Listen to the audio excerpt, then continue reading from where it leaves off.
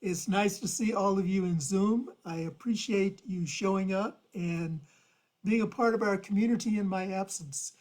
It is my joy to come to you this morning and welcome our guest speaker, Coach Michael Taylor. I actually met Michael through reading his books. He's a prolific writer of 10 or more books, and it's through his books that I've been inspired. And a common theme that occurs through his books that is right in alignment with the teachings of science of mind and spiritual mind principles is that everything that we need is inside of us right now to accomplish everything that we wish to accomplish. Also, another recurring theme through his books is transformation, which is one of our major tenets in the teachings of science of mind and also in other New Thought teachings. Um, we have posted Coach Michael's bio in our e-news, and so I'm just going to share some highlights of it. Um, this morning, Coach Michael will offer to us some insights for personal, emotional, and spiritual transformation, sharing those from his most recent book, What If Jesus Were a Coach? Coach Michael Taylor is an entrepreneur and author of 10 books, a motivational speaker, podcaster, radio and TV host, and one who has dedicated his life to empowering men and women to reach their full potential by transforming their lives from the inside out. And isn't that what we are about in this teaching? He knows firsthand how to overcome adversity and to build a rewarding and fulfilling life, and is sharing his knowledge and wisdom with others to support them in creating the life of their dreams. And his contact information is in the e-blast, and I've asked our tech team to drop it in the chat for us so that you may reach out to Coach Michael and learn more about his work and participate in some of his seminars or podcasts or workshops. And so now, Coach Michael Taylor, welcome to Monterey. Well, what I absolutely love about New Thought teachings is that it provides us with insights and information to support us in living our best lives ever. So we get to learn these powerful lessons to be used to become the best version of ourselves. So I want to first of all, thank you, Reverend Collins, for giving me this opportunity to share some lessons. It is my absolute honor and pleasure to be with you guys today. So at the age of 23, I was living the American dream. I had the house, the wife, the 2.5 kids and all of that. And by society standards, I was successful. And within approximately a 6.5-year time frame, that American dream turned into the American nightmare as I went through a divorce, bankruptcy, foreclosure, depression. I was actually homeless for 2 years living out of my car. And during those dark periods of my life, I decided to go back to church because I was trying to alleviate some of the pain that I was in. So I was brought up Baptist. And even as a kid, there were some things about the Baptist church that I really couldn't agree with. But again, it was what I was familiar with. So I go back to a Baptist church. So I go back to church, and for a couple of weeks, things got a little better. For the most part, it's because I was no longer isolating myself from people and I was around people. And I think that really helped alleviate some of my loneliness. But after a couple of weeks, a lot of the questions that I had about God as a child kept coming up. And I realized that I wasn't being true to myself. I wasn't being honest with myself with what I was learning in the Baptist church. And so one Sunday, I went up to the minister and I asked him if we could speak at the church. And he said, sure. So I go into his office and I said, Pastor, I've got a question to ask. It's a hypothetical question, but your answer to this question is going to determine whether or not I stay with your church. And he looked at me kind of puzzled and he said, okay. And I said, I want you to imagine this. So imagine that there are two people born at exactly the same moment. One is born in poverty, the other is born in wealth. And so imagine a person that's born in poverty, he goes through life and he does what we might consider bad things, okay? And the person that is born in wealth, imagine that he goes through life, he does what we might consider good things. So let's just imagine that they died at exactly the same moment and they get to heaven and there's God standing at the podium. He's got his book of life right there, the entrance to heaven. So he calls the guy up who was born in poverty. He looks through his book of life. He says, ooh, not so good. He says, but I'm a loving, forgiving God. So I understand you've done some bad things, but once again, I don't judge. I simply love. So my only question to you is, are you or did you accept my son as your Lord and Savior? And the guy looks up at God. He said, God, I'm really sorry. I repent of my sins. I accept your son. If you'll just let me into heaven, I'll just be a blissful angel and everything will be just fine. And God says, well, come on in. So he calls the wealthy guy up. The wealthy guy walks up to him. God looks through his book of life and he says, wow, you were the model citizen. You epitomize me in every way. Now, there's only one question. Do you and did you accept my son as your Lord and Savior? And the guy looks up at God and says, well, we got a small problem. I can't lie because you're God, so I'm gonna tell the truth. The truth is, I didn't even believe you existed. So I'm really surprised that I'm even here. And so God looks at the guy and says, well, I'm really sorry to hear that, but now you have to go spend an eternity in hell. And so I looked at my pastor and said, Pastor, is that how your God works? And he didn't blink an eye. He said, absolutely. That's what the Bible says. And in that moment, it was as if years of frustration and anger sort of came up. And I said, you know, Pastor, with all due respect, that is the most idiotic, illogical, irrational thing I've ever heard. I am willing to risk an eternity in hell because there's no way that a God could do that. I said, I just don't believe that.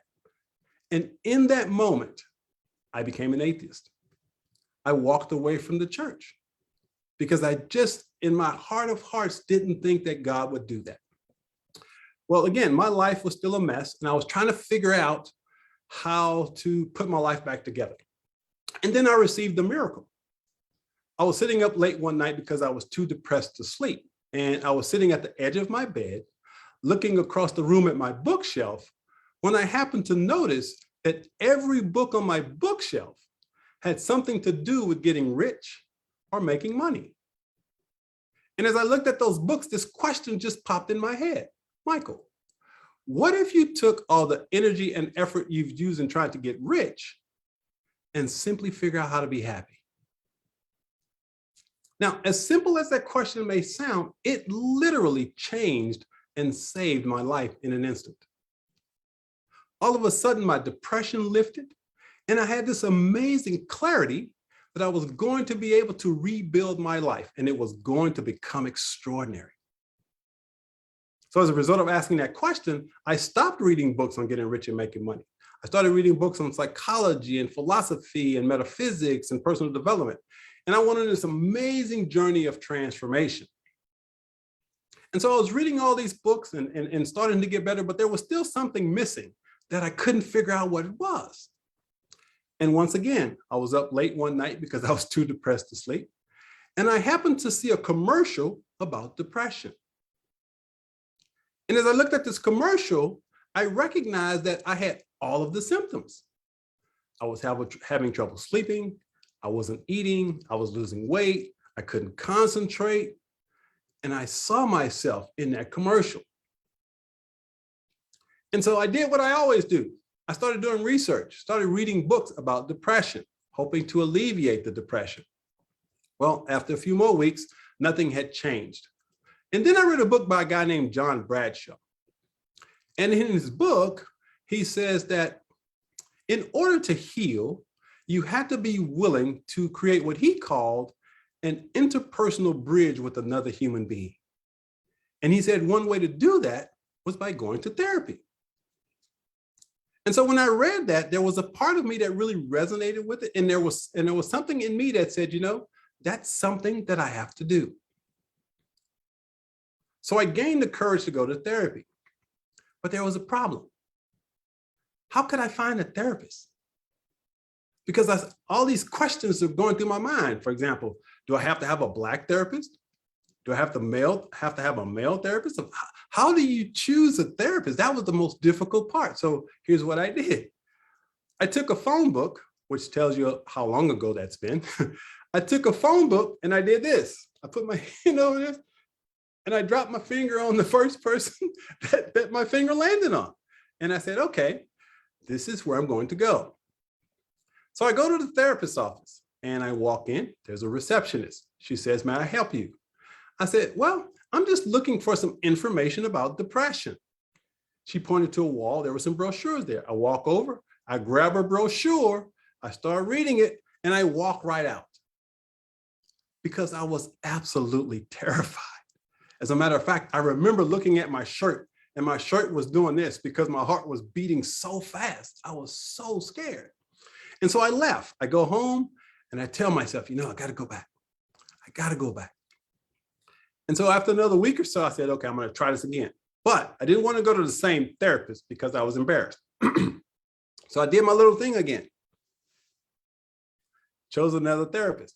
So I go to this therapist's office. Same situation. Receptionist asked me if I needed some help.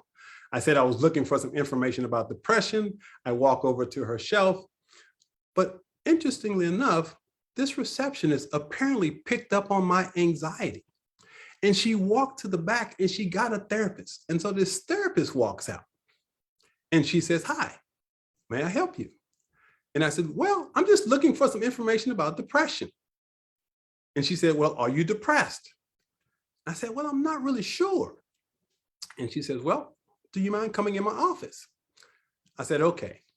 Now, when I sat down, I was almost soaking wet. I was sweating so bad. I was so afraid. And so she obviously picked up on that. And she says, Mike, look, I know you're a little nervous right now. She says, but just tell me a little bit about what's going on.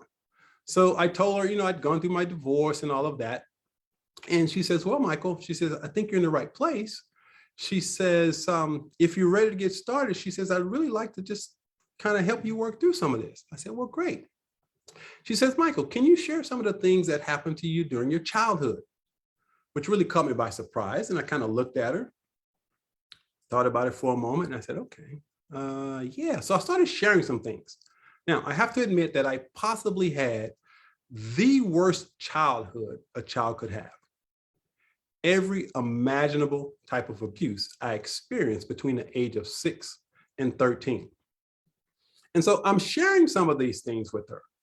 And I've got this huge smile on my face. And she says, Michael, why are you smiling? Now, I had this defense mechanism in which I would always smile and say, everything is great. And that's exactly what I did. I said, everything's great. I'm fine. I'm okay. She looked at me and she says, Michael, you're not okay. You have years and years of repressed pain that you need to heal. And the only way out is through. Are you willing to do that? And so I thought about it for a moment. And I knew I had to go through whatever it took. And so I became committed in that moment. I said, absolutely. I said, whatever it takes, I'm committed. So she says, okay, here's what I'd like you to do. I'd like you to go home and I'd like you to write down everything you remember about your childhood. And so I go home and I get a journal and I'm writing. And as I'm writing and I'm remembering everything that happened through my childhood, tears just begin to pour out of me. Pain, unimaginable. My heart just like opened and I could just feel all this pain. And so I'm writing, I'm trying to figure out what's going on, trying to figure out this thing called emotions and figuring it all out. And as I was writing and crying and feeling, I realized that something was different. Something in me was changing and I didn't really know what. So I go back to the next session of therapy. We started reading. Or actually, she starts reading what I had written. And so we kind of walked through and sort of processed some of the stuff that I wrote down. And she says, Michael, I got to tell you, I'm really, really proud of the work that you're doing. She says, because you're healing and you're growing and I can't acknowledge you enough. And she says, so here's what I want you to do. She says, make sure that you try to remember everything. Because if there's some piece that you're leaving out, we might miss something. So I went to a couple of more sessions, and on the fifth session, I go back. This is 5 sessions. She says, Michael, you have really done a lot of healing. And unfortunately, I can't do anything individually with you anymore because you've done the work between you and I. She says, but what I'm going to suggest is that you join a group that I've put together so that you can continue your healing. And I looked at her and said, well, I tell you what, I think I'm fixed. I think I'm good. I don't think I need any more of this. I feel good. And I walked away from therapy. Now, of course, I was in complete denial. I was just unwilling to be that vulnerable in a group of people. I mean, being vulnerable in front of one person was hard enough, but in a group, I just wasn't ready for that. So that's why I left therapy. But the good news is I was really committed to my growth. And as it would happen, it just so happened that John Bradshaw, who I had learned so much from reading his books, John was doing a workshop in Houston, where I live, called Healing Your Inner Child. And something told me I needed to do that workshop. And so I committed to doing that workshop. And it was a 3-day event. And it was the most transformational experience of my life.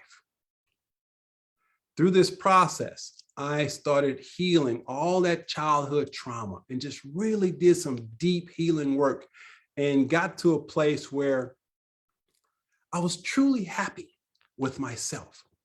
I learned how to reconnect to my emotions and to express my emotions authentically. And I got to a place of wholeness that I could have only imagined before. And I felt free. I guess that's the best way to put it. I felt free. And so I was still committed to my growth. I was doing, all this inner work. And then another question came up for me. And that question was, if healing my childhood, in doing so, I could become free, why would I need, or do I need this thing called God? And as an atheist, it's like it was confirmation for me that I didn't need God, because I'm a rational kind of guy, and I'm thinking science had the answer to everything. So through psychology and philosophy, I was healing. So why did I need God? And then I saw this interview with this guy who happened to be a Buddhist. And it just so happened that during my transformational journey, I had begun meditating. And my meditation practice was so important. It was the gift that I gave myself. And I love my meditation practice. And the guy, as a Buddhist, was talking about the power of meditation. And I thought, maybe I've been thinking about this the wrong way. So maybe the problem isn't God. Maybe the problem is what I was taught about God. And so I went to a Buddhist temple and I started asking them questions, and I started meditating with them. And I said, wow, this is pretty amazing. And so then I said, you know what? Maybe I need to check out other religions to see what they believe and why they believe. And maybe I can find my own truth. So I went to a Jewish synagogue. I talked to some guys there and asked them, so what do you believe and why? I went to a Muslim mosque. I asked them, so what do you believe and why? And so I went on this amazing journey to find my own truth. And as I was doing that, I started to connect, and I got engaged, or shall I say, involved in what we might consider the New Age movement. And I started having some revelations that, wow, okay, I've been thinking about this all wrong. There's something to this thing called God. I just need to find the place that really works for me. And once again, I experienced another miracle. I was actually at a workshop, and after the workshop, this really good friend of mine, she says, Michael, have you ever heard of Unity Church? I said, no. She says, well, I got to tell you, it's the most positive church I've ever heard. And she says, you're the most positive person I've ever seen in my life. You would fit right in. I said, well, is it a Christian church? She said, yes. I said, no, thank you. I'm not interested. I've had my share of those Christians. Don't even talk to me about those Christians. I'm not interested. She says, Michael, look, just trust me. It's the perfect place for you. And my mind was made up. I didn't want to have anything to do with that. So anyway, after that workshop, I go home that same night. I sit down at my table and I'm going through a phone book. And as I'm going through this phone book, my phone rings. I get up, I knock the phone book off the table, I go answer my call, I come back, I pick up the phone book, I put the phone book on the table, and when I looked inside the phone book, there on the page was an advertisement for Unity Church. And I looked at that and I went, ooh. And you know, I was into the woo stuff, right? The woo. And I went, oh man, there's got to be something to this. There's got to be something to this. So I said, okay, God is speaking to me. Or actually, I said the universe is speaking to me because I wasn't comfortable even using the word God. But when I said the universe is speaking to me, that really resonated. So I said, wow, the universe is speaking with me. Well, interestingly enough, the church was only a few blocks away from where I lived. And so that Sunday, I decided to go to church. I knew absolutely nothing about their teachings, nothing about Unity, nothing about New Thought churches per se. And so I decided to go in. So as I'm walking up to the church, I look inside their window in the front and there's this bookstore. And I see a lot of the books of the people that I love, that I had learned from, like John Bradshaw and Deepak Chopra and Marianne Williamson. I thought, wow, a church that teaches this kind of stuff? And so words can never express fully the feeling. But the moment I stepped foot, I crossed the threshold into that church, my soul screamed with delight. It was as if my soul knew I had found the place that I'd always looked for. And I just kind of smiled. I walked into church. I went to the very front row, which is something I always do. And when I sit down, the minister comes out, and the first thing she says is, let's do a meditation. Now, in the Baptist teaching, I was taught that meditation was trafficking with the devil. And I was like, what? I'm in a church and they're meditating? Oh my God, this is amazing. So I do the meditation and the minister gives a powerful message. And I was like, wow, I knew it. I knew it. I just knew there had to be a place like this. And I said, wow, this is amazing. So I wanted to make sure that I wasn't getting caught up in some cult or something. So rather than making a commitment to join the church, I said, well, after the services, I was greeted with hugs and it was wonderful. But I said, I need to do a little research first about this thing called Unity so I have a better understanding of how it works. And so I went home and I started reading and researching and I said, wow, this is pretty amazing. And so I found the Unity Church closer to Houston, or closer to farther from where I lived because I had moved. And I had decided to join the church, but I wasn't sure how to do it. So I joined the church, or I went to a church in Unity called Unity Church of Christianity by Howard Caesar. He was the pastor. And I really loved his message. And so before I committed, I said, I need to talk to the minister. So I go into set up an appointment with the minister. I go to his office and I said, Howard, I really love your messages. I love this church and I want to join, but I've never trusted preachers and I'm really struggling with that. And Howard looked at me and he said, Michael, here's the thing. Your relationship isn't with me. Your relationship is with God. So he says, I'm no closer to God than you are. He said, my job is to simply teach and open the door for you to walk through. And it was the sincerity and humility in his voice that I just knew I was in the right place. And so I became a member of Unity Church, and I thought about becoming a Unity minister. And then I realized that you don't have to be a minister to have a ministry. And I said, I just want to figure out how I can share the lessons that I learned, how I can be in service to God in my own way. And I started writing books and my life was transformed. And so one of the things that I've done is I simply made a commitment to share my truth with others.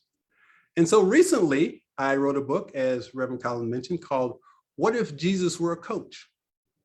And in the book, I basically say, or ask the question, what if we removed all the religious dogma and doctrine surrounding Christianity and simply saw Jesus as a life coach that showed up here to teach us lessons so that we could live our best lives, so that we could reach our fullest potential. And that's sort of the premise of the book. And in the book, I share my 10 favorite lessons from Jesus. And I want to go over just a couple of them because it kind of speaks to the point. And my first lesson that really impacted me is when Jesus said, "Seek ye first the kingdom of heaven, and all things will be given unto you."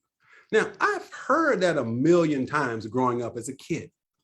But of course, back then, I was thinking this kingdom was something up there, something up in the clouds with the angels and all of that. But when I joined Unity and started making this connection, I realized that the kingdom of heaven, as Jesus mentioned, is within. And another lesson that I learned that really hit home for me is when Jesus said, "You must first be as little children before you enter the kingdom." Now, as I reflect over my life and I think about the journey that I've been on, and I recognize that I had to be willing to deal with a lot of emotional, psychological, physical abuse. I had to learn how to deal with all that. So there was this process that I had to go through, which is my healing transformational journey that I had to go through. And so I think the reason Jesus said that is because when we're first born, we're divine expressions of God. We're divine expressions of love. And then life happens. Things happen. And we experience all sorts of traumas and pain and all of that. But ultimately, in order for us to enter the kingdom of heaven, we must be willing to do our inner healing emotional work. Now, for a very long time, I hid behind the New Thought idea that God was good, everything was perfect, and I hid behind this superficial, everything's fine.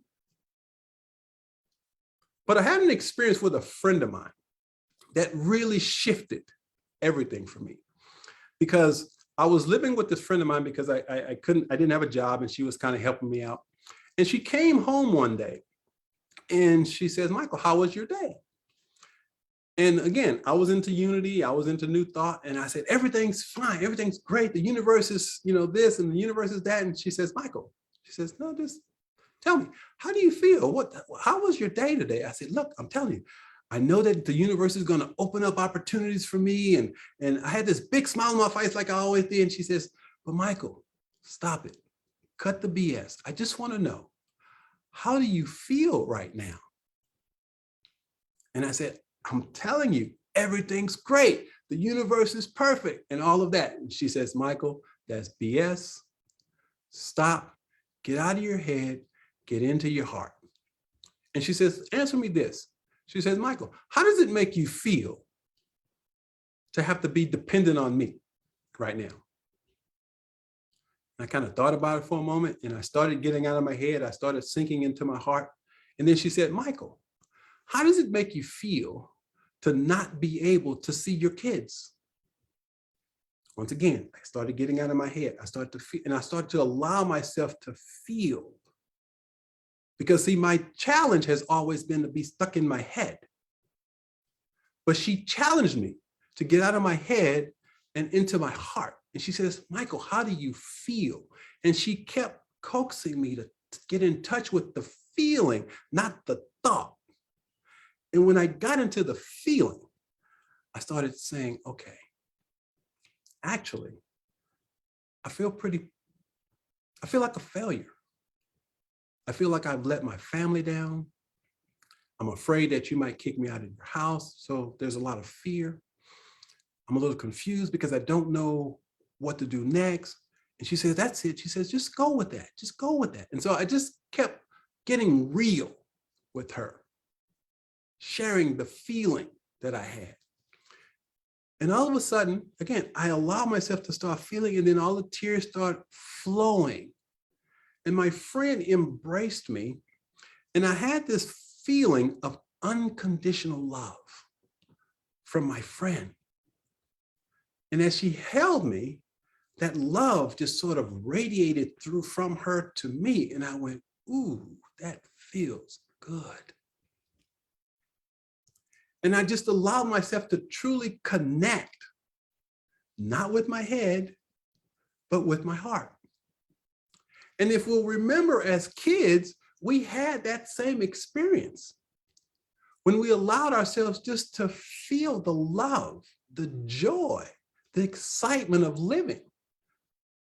And yet I think what Jesus was speaking to is that we have to be willing, in order to enter the kingdom, is to do that healing work so that we become as children. We remove all the pain and trauma and negative beliefs we have about ourselves so that we can connect with our authentic selves. And so I came up with this visual, and this is just how I kind of process things. And I came up with this visual because we hear a lot of people talk about ego, right? We talk a lot about the ego and what it is. And everybody has a different opinion or interpretation of what the ego is. This is how Michael Taylor sees the ego. So let's imagine that when we're born, we show up in this room. And just imagine that there's just this all white room and there's a cot sitting in the room. And we show up and there's two aspects of us. There's our ego self and there's our divine self. Now, I like to think of it as the little s self and the big S self. The big S self is the divine self. So when we're first born, I believe the little s self is laying on the cot. The big S self, which is who we are, is navigating through life, going through life, as the little s self is on the cot. Now, when we experience pain, the ego's job is to protect us from that pain. So what happens is the ego self gets off the cot, the big S self gets on the cot. And so now the ego self is protecting us and building all these defense mechanisms to protect us from the pain that we experience. And when we do our healing work, what we do is we now tell the ego self, thank you for protecting me. I no longer need you. So we set the little s self down back on the cot, the big S self stands back up, and we express who and what we are authentically. And so I believe our goal is to always be in our big S self. But we can't be in our big S self if we've got it covered up with all the pain and traumas of childhood and adulthood. So the key is for us to be willing to heal our hearts so we can connect to our authentic selves. And I think that's what Jesus meant when he said, be first as little children. And so those are just a couple of lessons that I talk about in the book. But in closing here, it's really about our commitment to transformation. And we have to be careful in the spiritual communities because, like I did, I spiritual bypassed a lot of pain. I spiritual bypassed rationalizing in my head, thinking instead of feeling.